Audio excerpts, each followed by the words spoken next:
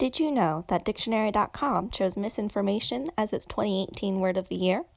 That's how important hashtag fake news has become in the past few years, and it's getting more and more sophisticated. It's important that you, high schoolers, learn how to differentiate between factual news and fake news. Why? Let's find out.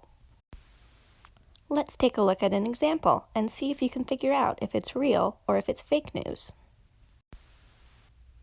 This is something that could easily be shared online through Facebook and Twitter and can be seen as a spark that can lead to a fire of misinformation.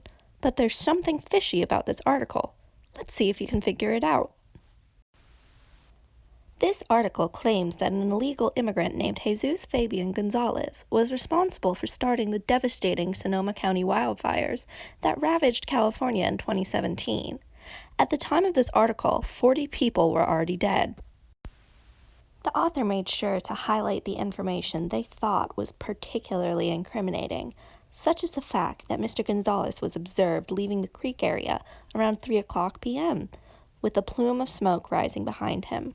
Mr. Gonzalez, a homeless immigrant, claimed that he had lit the fire to stay warm, but as the article says, it was 78 degrees when Mr. Gonzalez and the smoke were first seen. After reading the article, I'm sure it's pretty obvious to you that Mr. Gonzalez was responsible for starting the fires. The only evidence that remains to be seen is whether or not the fires were started on purpose or not. In reality, this website is actually a fairly strong example of fake news. So how do we figure out what is real news and what is fake news? We can use the FART test to determine if information presented online is credible or not. Upon inspection, the website is dynamic like many sites today, but the banner does not scale correctly. This alone does not preclude the idea that the article is not factual, so let's move on to the next tenet of the FART principle. The author does not bother to list his or her name with the article.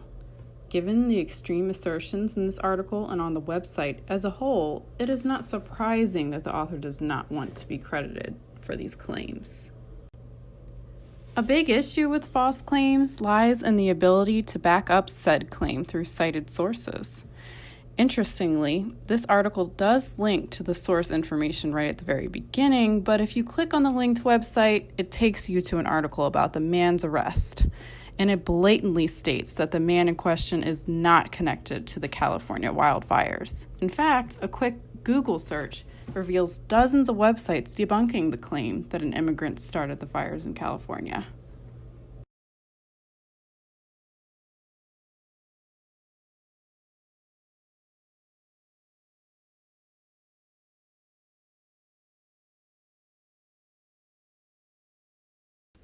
As far as timeliness goes, the article has not been updated since its original publishing date in 2017.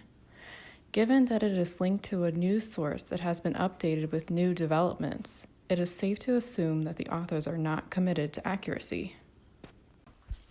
The whole website stinks. Its dehumanizing use of the phrase illegal alien betrays a deep bias against immigrants. The site is also missing any way to contact its creators, has no about information, and focuses solely on inflammatory content that is clearly meant to incite negative feelings toward immigrants. So why should you care about fake news? Well, false information like that found in this article can be spread rapidly through social media apps like Twitter and Facebook before any fact-checking can be done. This spread of misinformation can be harmful to both the people the articles may target and to the readers. It is important to check the credibility of these sources before sharing, because it will make both you and your audience better informed. As high schoolers, you are the future voters in our country, and it's key that you are able to determine what is legitimate information and what is just fake news.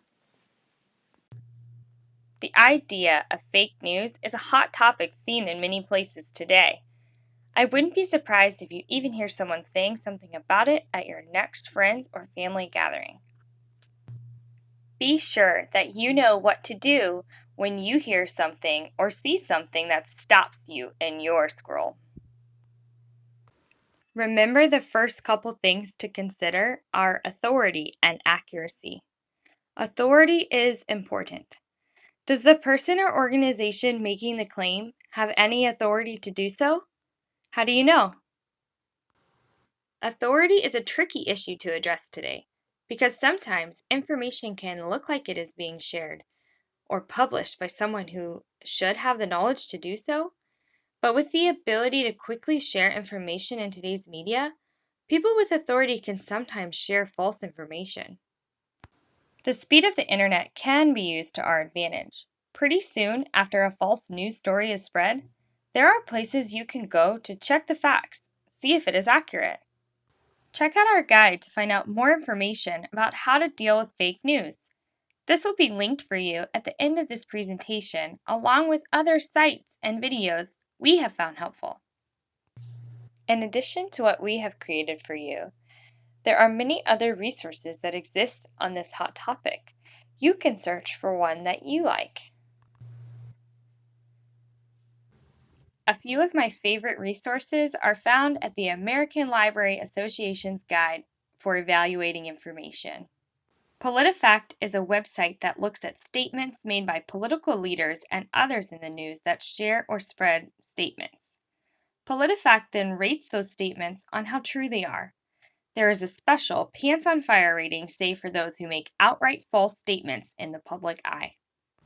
Next time you are questioning what you see while scrolling, stop and check to make sure that your news is newsworthy.